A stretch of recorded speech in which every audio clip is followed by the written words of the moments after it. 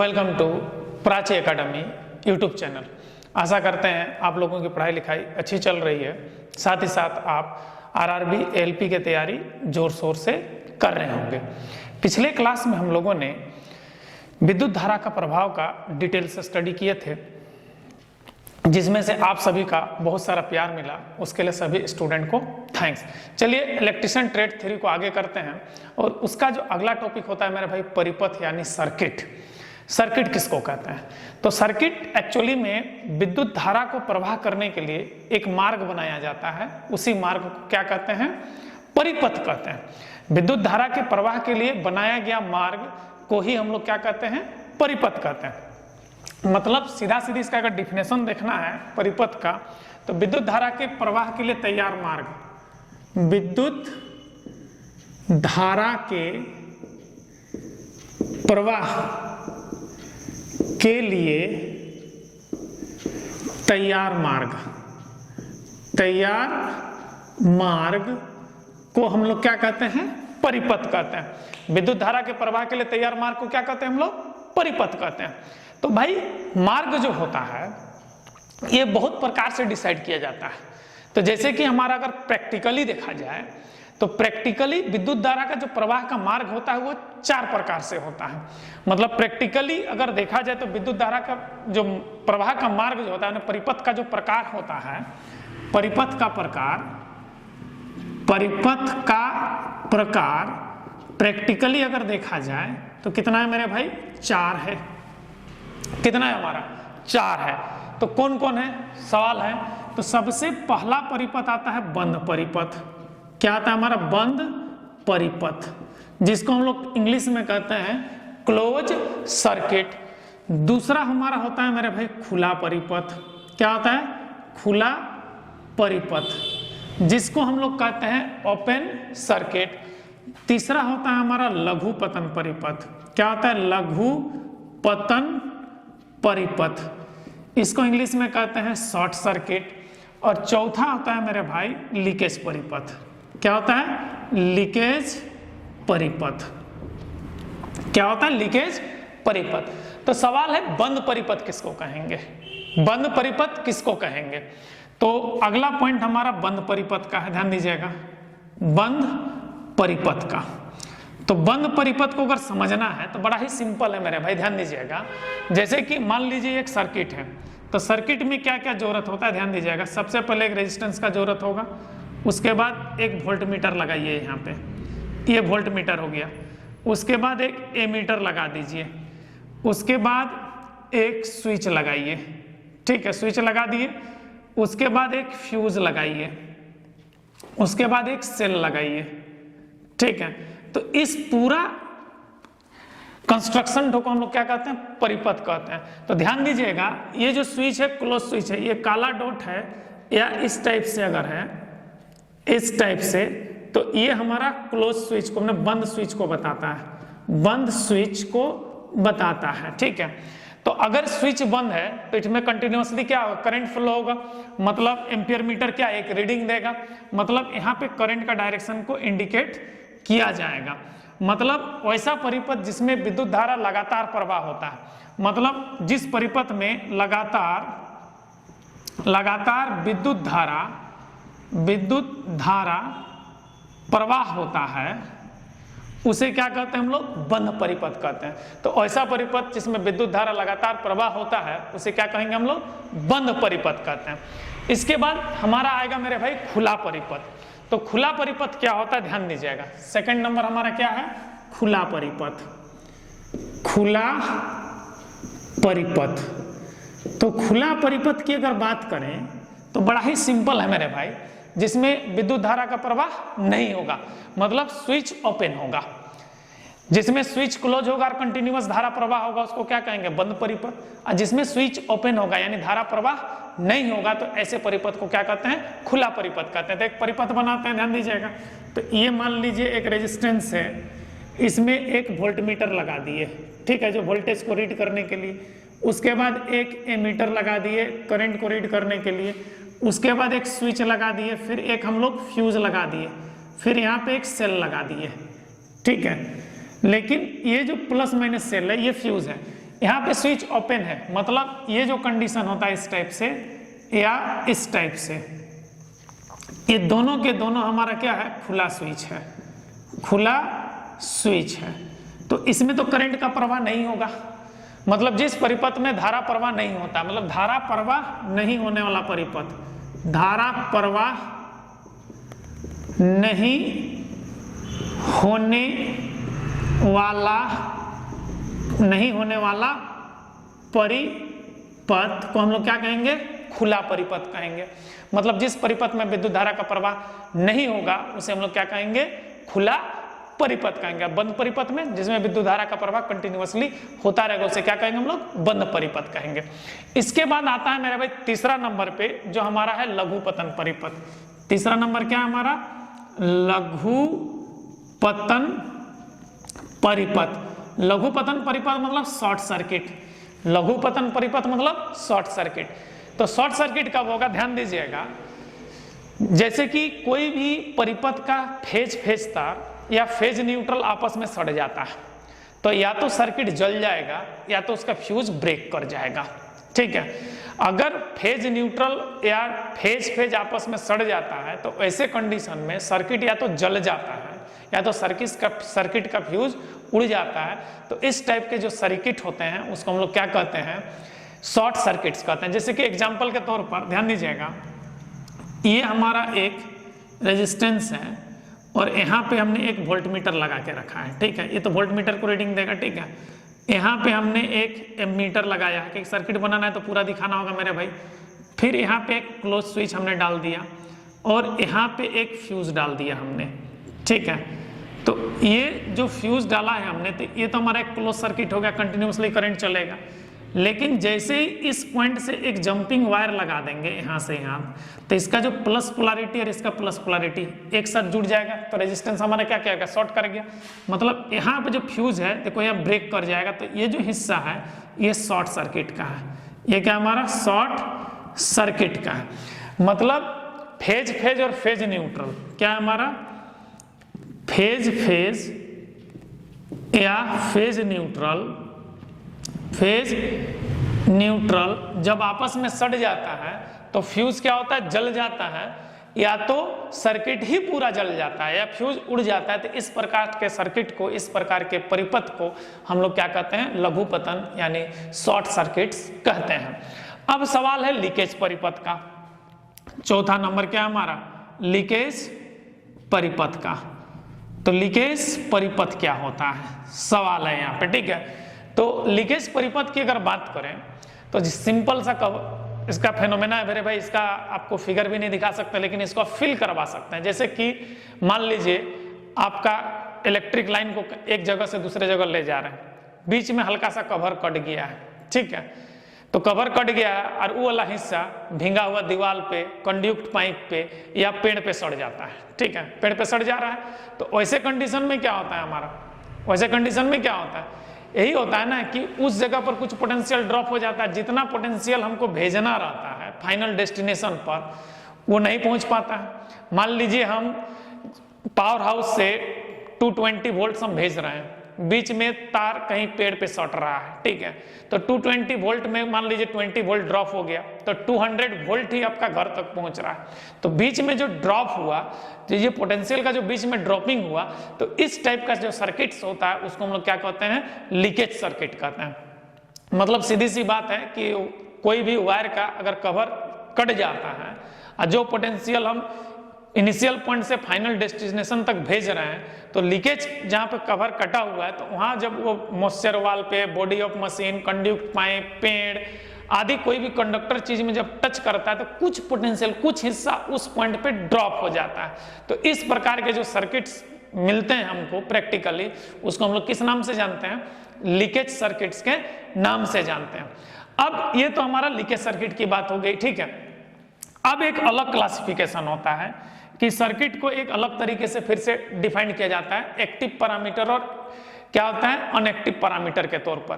तो सीधी सी बात, एक्टिव और अनएक्टिव मतलब कि एक्टिव और पैसिव एलिमेंट्स जो होता है, ध्यान देना।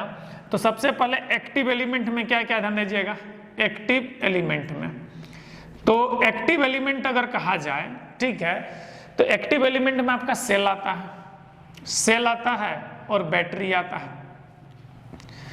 एक सेल और क्या आता है हमारा, बैटरी आता है और चार्ज कैपेसिटर आता है। चार्ज कैपेसिटर आता है, चार्ज कैपेसिटर आपका एक्टिव एलिमेंट में आता है, ठीक है।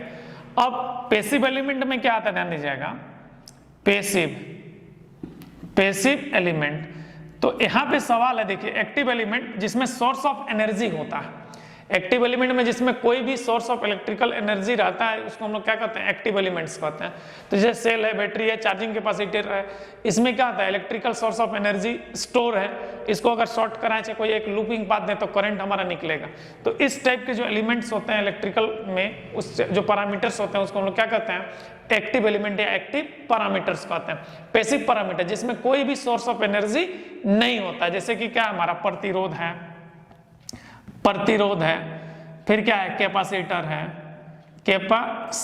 है, इंडक्टर है। तो ये सब क्या है हमारा अनएक्टिव एलिमेंट या पैसिव एलिमेंट्स है। तो यहां पर भी सर्किट को क्लासिफाइड किया गया है, जैसे कि active element, sorry passive circuit क्या होता है मेरे भाई, पैसिव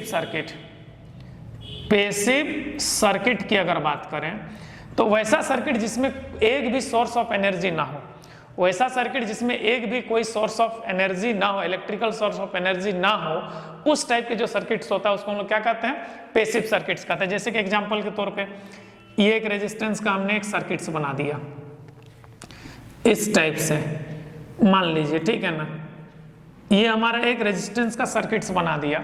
तो इसमें सिर्फ और सिर्फ रेजिस्टेंस है, जैसे कि R1 है, R2 है, R3 है, R4 है, R5 है। तो सारे के सारे हमारा क्या है, पैसिव एलिमेंट्स हैं।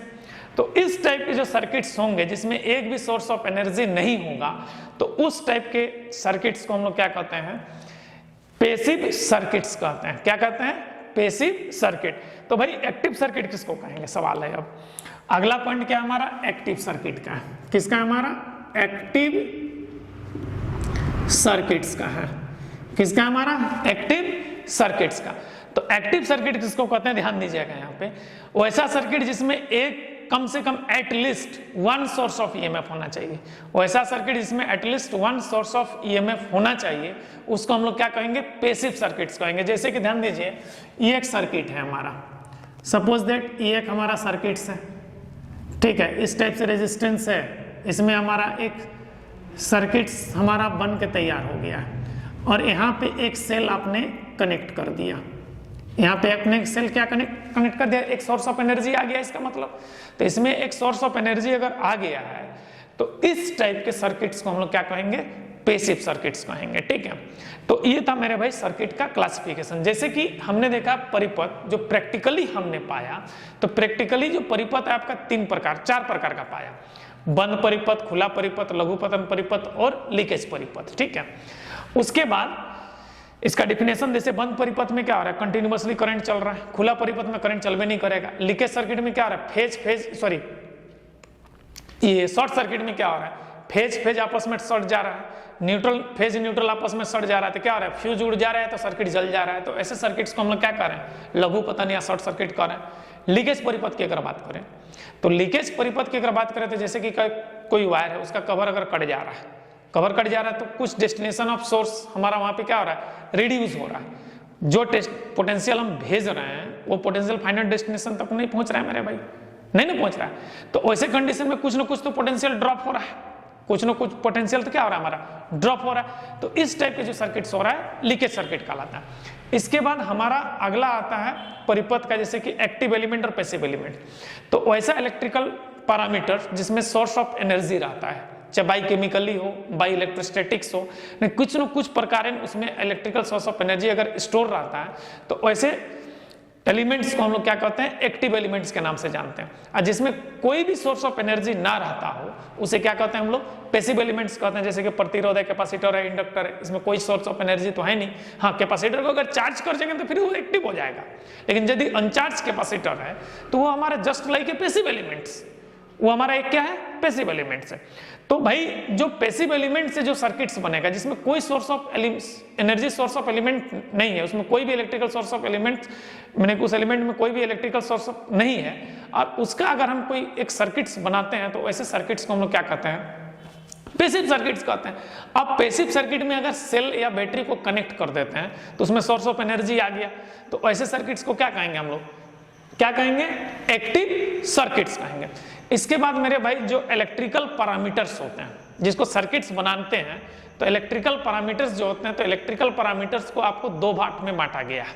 सबसे पहला बात, तो जितने भी इलेक्ट्रिकल पैरामीटर्स हैं, चाहे इलेक्ट्रॉनिक्स पैरामीटर हैं, इलेक्ट्रिकल इलेक्ट्रॉनिक्स पैरामीटर, इसको आपको दो पार्ट में बांटा गया है। फर्स्ट है हमारा रैखिक जिसको लीनियर पैरामीटर्स कहते हैं, और दूसरा है हमारा अरैखिक जिसको नॉन लीनियर पैरामीटर्स कहते हैं। तो इलेक्ट्रिकल पैरामीटर्स की अगर बात करें, ध्यान दीजिएगा यहाँ पे, इलेक्ट्रिकल पैरामीटर्स की अगर बात करें तो इलेक्ट्रिकल पैरामीटर आपका दो पार्ट में बटा हुआ है, ठीक है। इलेक्ट्रिकल पैरामीटर कितने पार्ट में बटा हुआ है, दो पार्ट में। फर्स्ट है रैखिक, ठीक है, फर्स्ट क्या है हमारा रैखिक, और दूसरा हमारा अरैखिक, दूसरा हमारा क्या है अरैखिक है। रैखिक को हम लोग क्या कहते हैं, लीनियर पैरामीटर्स कहते हैं। रैखिक को क्या कहते हैं मेरे भाई, लीनियर पैरामीटर कहते हैं। इसको क्या कहते हैं, लीनियर, और इसको हम लोग क्या कहते हैं, नॉन लीनियर पैरामीटर्स कहते हैं। इसको क्या कहते हैं, नॉन लीनियर पैरामीटर कहते हैं। तो रैखिक पैरामीटर में क्या क्या आता है, लिस्ट को समझिए, ठीक है। तो सबसे पहले रैखिक में आएगा रेजिस्टेंस आएगा, जिसको हम लोग प्रतिरोध कहते हैं, ठीक है। आगे बहुत डिटेल से पढ़ाने वाले हैं, प्रतिरोध याद रखिएगा, ठीक है। उसके बाद हमारा कैपेसिटर आएगा, ये भी बहुत डिटेल से पढ़ाने वाले हैं आगे आप लोग को, ठीक है। उसके बाद हमारा इंडक्टर आएगा, इसके बाद क्या आएगा हमारा इंडक्टर आएगा। इसके बाद क्या आएगा मेरे भाई, ओपेम आएगा, operational amplifier, op-amp operational amplifier आएगा, ठीक है। उसके बाद डिफरेंशिएटर आएगा, RENCI डिफरेंशिएटर आएगा, और एक आएगा मेरे भाई इंट्रीगेटर, इंट्रीगेटर आएगा। तो ये हमारा लीनियर का लिस्ट हो गया। ये किसका लिस्ट हो गया, लीनियर का। नॉन लीनियर का लिस्ट क्या मेरे भाई, सबसे पहले डायोड है, ठीक है, डायोड है। दूसरा हमारा क्या है, ट्रांजिस्टर है, ट्रांजिस्टर है, ठीक है। थर्ड क्या है मेरे भाई, आयरन कोर इंडक्टर है, आयरन कोर इंडक्टर है, ठीक है। उसके बाद क्या है मेरे भाई, ट्रांसफार्मर है, ठीक है। उसके बाद क्या है मेरे भाई, ध्यान दीजिएगा यहाँ पे, ट्रांसफार्मर के बाद क्या है हमारा, मिक्सर है, क्या है, मिक्सर। उसके बाद क्या है मेरे भाई, मॉड्यूलेटर है, क्या है हमारा, मॉड्यूलेटर।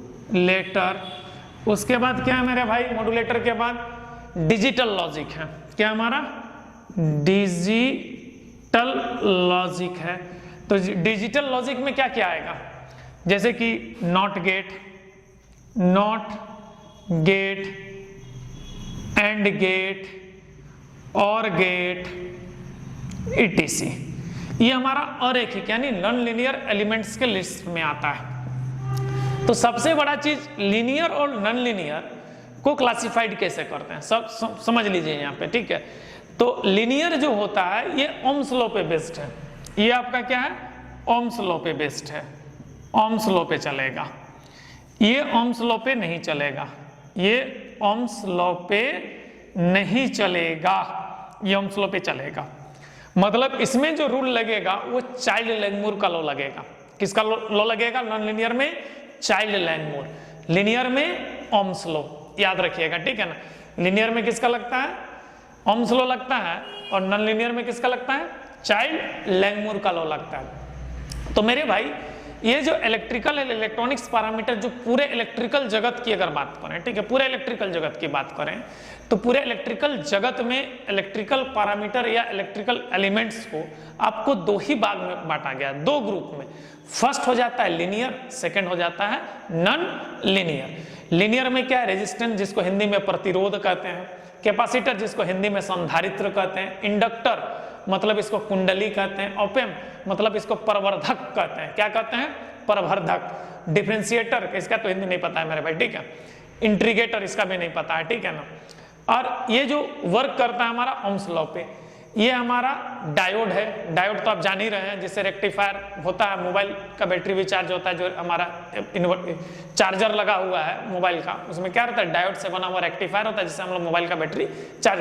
ट्रांजिस्टर एक्चुअली में जो गाना उना, जो एनालॉग सिग्नल को भेजने के लिए, चाहे गाना उना सुनने के लिए हम लोग ट्रांजिस्टर का यूज करते हैं। आयरन कोर इंडक्टर जनरली ये इलेक्ट्रिक डोरबेल में लगा रहता है। ट्रांसफार्मर से मिक्सर गाना सुनने के लिए जो बड़का बड़का डीजे सब में नहीं रहता मिक्सर, उस मिक्सर की बात करें। मॉड्यूलेटर जो मोडेम में लगा रहता है, मैंने कि नेट कनेक्ट करने के लिए जब लीज लाइन होता है उसमें हम लोग मॉड्यूलेटर का यूज करते हैं। डिजिटल लॉजिक, तो ये एंड गेट और गेट जो बाइनरी कोड जो है 0-1 को समझने के लिए, ठीक है, हम लोग लॉजिक गेट का इस्तेमाल करते हैं। तो ये जो सारा के सारा है हमारा नॉन लीनियर एलिमेंट्स है। बड़ी पूछता ही वाला, इनमें से कौन लीनियर एलिमेंट्स है, कौन नॉन लीनियर एलिमेंट। तो इन लिस्टवा को याद कर लीजिएगा मेरे भाई, इन लिस्टों से बड़ी क्वेश्चन रहता है हमेशा, ठीक है।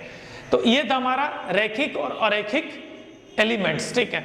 तो भाई जब इलेक्ट्रिकल पैरामीटर्स को 2 पार्ट में बांटा गया, सवाल है यहाँ पे, इलेक्ट्रिकल पैरामीटर्स को 2 पार्ट में बांटा गया, तो सीधी सी बात है एक नया क्लासिफिकेशन निकल करके आएगा टाइप्स ऑफ सर्किट्स का।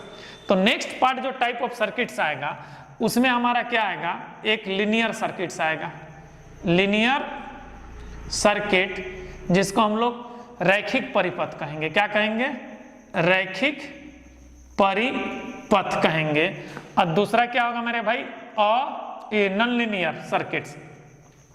नॉन लीनियर सर्किट्स जिसको अरैखिक परिपथ कहेंगे, अरैखिक परिपथ कहेंगे, ठीक है। ये हमारा निकल करके सामने आ रहा है, ठीक है। तो भाई परिपथ का अगर क्लासिफिकेशन देख रहे हैं यहाँ पे, ठीक है, तो परिपथ को टोटल 3 तरीके से डिफाइन किया गया।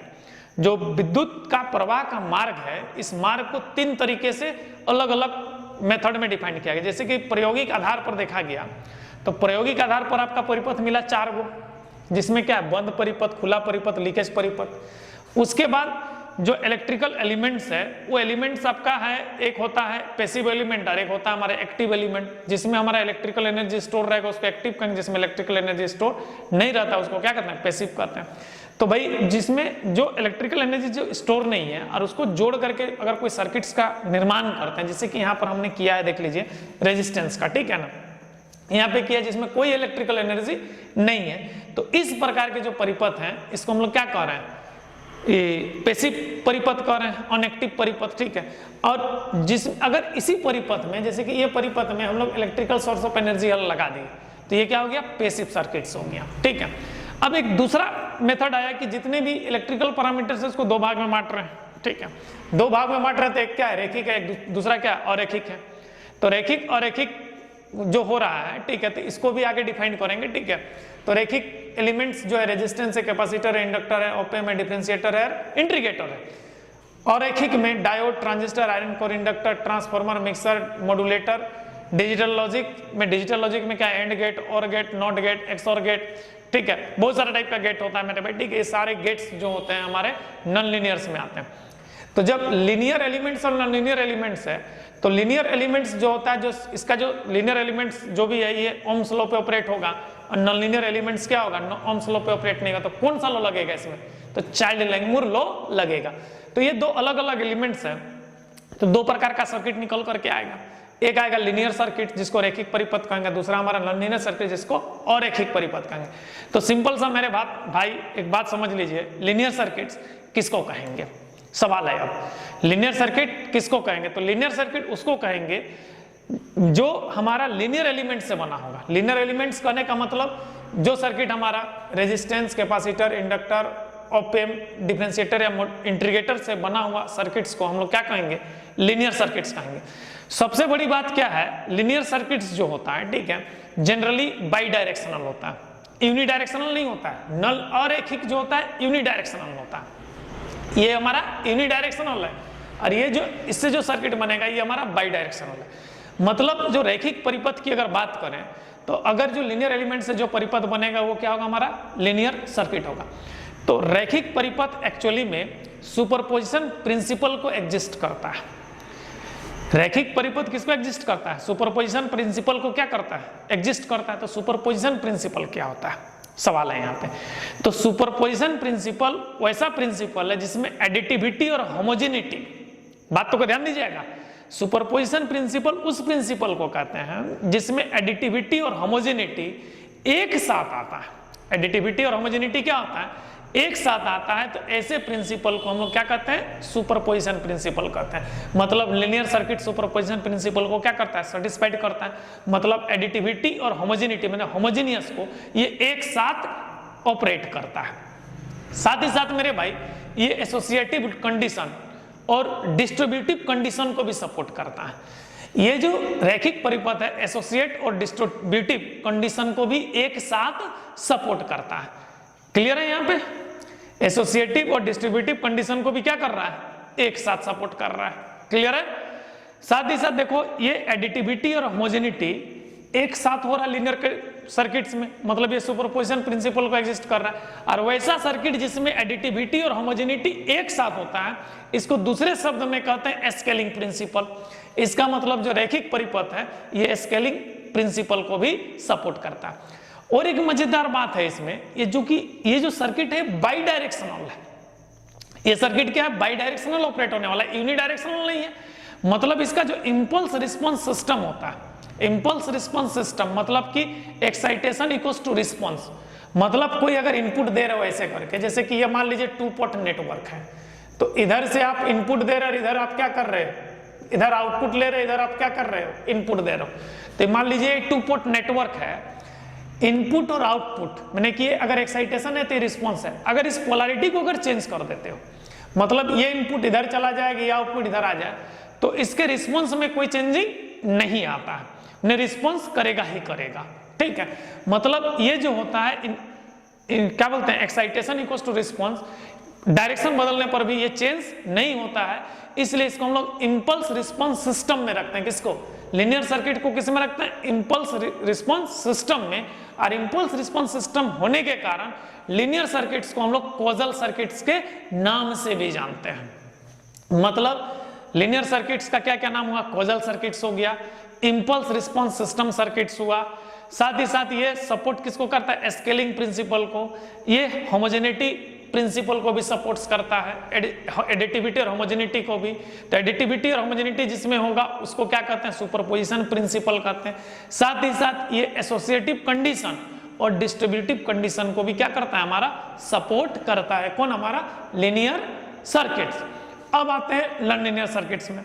तो वैसा सर्किट जो नॉन लीनियर एलिमेंट से बना हो। नॉन लीनियर एलिमेंट्स कहने का मतलब diode, transistor, iron core inductor, transformer, mixer, modulator, digital logic, इस सब से अगर कोई सर्किट्स बना हो तो उसको हम लोग क्या कहेंगे? नॉन लीनियर सर्किट्स कहेंगे। तो भाई जो नॉन लीनियर सर्किट्स होता है ये एसोसिएटिव कंडीशन को तो सपोर्ट करता है, लेकिन डिस्ट्रीब्यूटिव कंडीशन को सपोर्ट नहीं करता है। नॉन लीनियर कंडीशन क्या करता है? एसोसिएटिव कंडीशन को सपोर्ट करता है, लेकिन डिस्ट्रीब्यूटिव कंडीशन को सपोर्ट नहीं करता है। मतलब ये जो नॉन लीनियर सर्किट है support associative condition but not support distributive condition. साथ ही साथ ये स्केलिंग सुपरपोजिशन प्रिंसिपल को सपोर्ट नहीं करता। तो सुपरपोजिशन प्रिंसिपल को सपोर्ट नहीं करता है, इसका मतलब ये है कि एक समय में या तो होमोजेनियस होगा या तो एडिटिविटी होगा। एडिटिव हो गया तो होमोजेनियस होगा, दोनों एक साथ एग्जीक्यूट नहीं करेगा। मतलब कि लीनियर में क्या आ रहा है? एडिटिविटी और एडिटिव और होमोजेनियस, एडिटिविटी और होमोजेनिटी एक साथ एक टाइम में एग्जीक्यूट कर रहा था।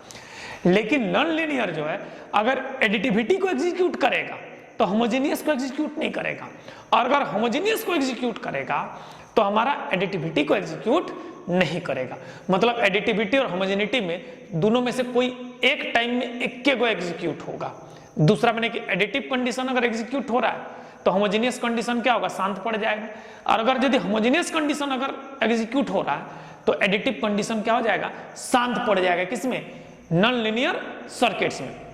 मतलब अगर ये एडिटिविटी और होमोजेनिटी को एक साथ एग्जीक्यूट नहीं कर रहा, मतलब सीधी सी बात है सुपरपोजिशन कंडीशन यहाँ पे क्या है? फेलियर है। मतलब सुपरपोजिशन कंडीशन को ये क्या करेगा? सपोर्ट नहीं करेगा। और सुपरपोजिशन कंडीशन का ही दूसरा नाम क्या है? स्केलिंग प्रिंसिपल है। मतलब ये स्केलिंग प्रिंसिपल को सपोर्ट नहीं करेगा। क्लियर है? ये स्केलिंग प्रिंसिपल को सपोर्ट नहीं करेगा। अब अगर इसको टू पोर्ट नेटवर्क में देखा जाए, ध्यान दीजिएगा, इसको अगर टू पोर्ट नेटवर्क में देखा जाए तो ये मान लीजिए टू पोर्ट नेटवर्क है, तो ये आपका इनपुट है, ये क्या हमारा आउटपुट है। तो टू पोर्ट नेटवर्क में ये इनपुट को एक्साइटेशन कहते हैं और आउटपुट को क्या कहते हैं, रिस्पॉन्स कहते हैं। तो अगर इसका इनपुट दे रहे हैं तो कुछ रिस्पॉन्स इधर आ रहा है, अब ये इनपुट को इधर लाएंगे और इधर रिस्पॉन्स लेना चाहेंगे तो रिस्पॉन्स नहीं देगा, मतलब कि इंपल्स रिस्पॉन्स सिस्टम ये नहीं है।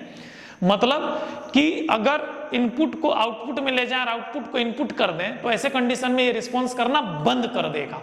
कौन, हमारा नॉन लीनियर सर्किट्स। लेकिन लीनियर सर्किट रिस्पॉन्स कर रहा था, इसलिए उसको इंपल्स रिस्पॉन्स सिस्टम कह रहे थे। चूंकि ये इनपुट और एक्साइटेशन को अगर आपस में इंटरचेंज करते हैं तो ये रिस्पॉन्स करना क्या कर देगा, बंद कर देगा, इसलिए इसको हम लोग नॉन कॉजल सर्किट्स के नाम से भी जानते हैं। तो भाई नॉन लीनियर सर्किट्स क्या कर रहा है, हमारा स्केलिंग प्रिंसिपल का सपोर्ट नहीं कर रहा है, प्रिंसिपल ऑफ क्या बोलते हैं, ये सुपरपोजिशन प्रिंसिपल का सपोर्ट नहीं कर रहा है, एडिटिविटी और होमोजेनिटी में दोनों में से कोई एक कंडीशन को एग्जीक्यूट कर रहा है, और ये एक इंपल्स रिस्पॉन्स सिस्टम नहीं है। मतलब ये क्या हमारा एक नॉन कॉजल है, मैंने कि और एक ही सर्किट जिनको नॉन लीनियर सर्किट्स कहते हैं, ये हमारा क्या है, नॉन कॉजल सर्किट्स है। तो ये था मेरे भाई लीनियर और नॉन लीनियर के बारे में ब्रीफ जानकारी। अगला क्लास में डिटेल से इसको हम लेकर के आएंगे, तब तक के लिए बाय, जय हिंद, जय संविधान।